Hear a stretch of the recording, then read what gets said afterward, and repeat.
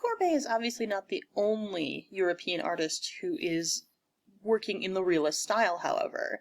One place where realism had actually preceded the fine arts world is in the printmaking world. In the 19th century, lithography, which is a kind of printmaking where you draw on a stone and can make many copies, was developed. So newspapers and magazines started to feature many more illustrations because they didn't have to be painstakingly engraved or etched, which is a much longer and more time-consuming process.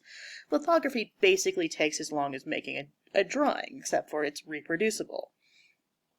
And one of the most prolific commercial printmakers of the 19th century, and somebody who also worked as a fine artist, although that was mostly for his private fulfillment, his paintings weren't displayed until the end of his life, is Honoré Daumier.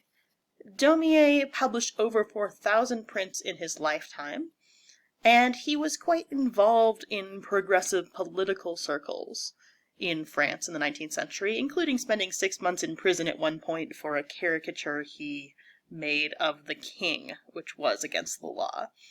Probably his most famous print is this one, the Rue Transnonain, and the title here references a street address in Paris.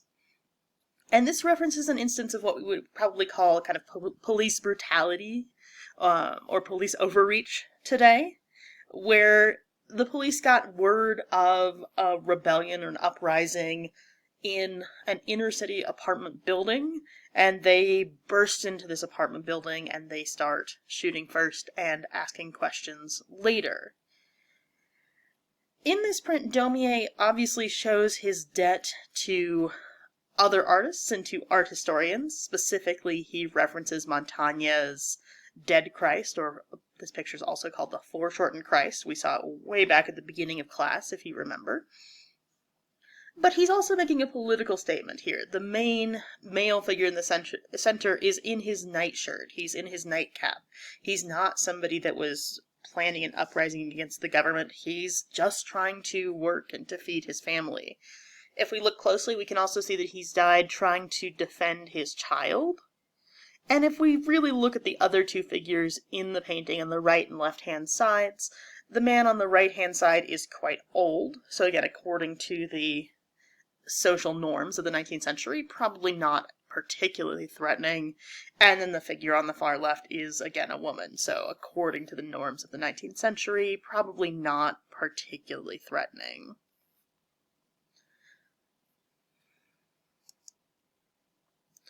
However, still other realists of the mid-19th century had other ideas. Edouard Manet is usually lumped in with the realist painters, although sometimes he's also considered an impressionist painter. He's often a bridge between this realist movement that we're talking about today and the impressionist movement that we'll talk about later. And his goal, although he's painting in a largely realist style, is to update art and to make it something serious like you would see in a museum. And to that end, he is using old masters' paintings. So, for instance, The Luncheon on the Grass references this painting that we see on the right-hand side by either Giorgione or Titian, possibly both of them working together, called The Pastoral Concert. And Manet's version of that is The Luncheon on the Grass. So we see these figures, instead of being in Renaissance clothing, are in mid-19th century clothing. And he's essentially copied or imitated the composition here. We see two dressed young men sitting, and in the Titian or Giorgione, they're playing instruments. In Manet's version, they're having a conversation, but they sit with these two women who are either nude or partially nude. Unfortunately for Manet, when the public sees this picture, they don't think, oh, this is a brilliant adaptation of an older work. They are, instead, completely scandalized. And there's several issues for Manet with this painting. Probably the first issue is a technical issue.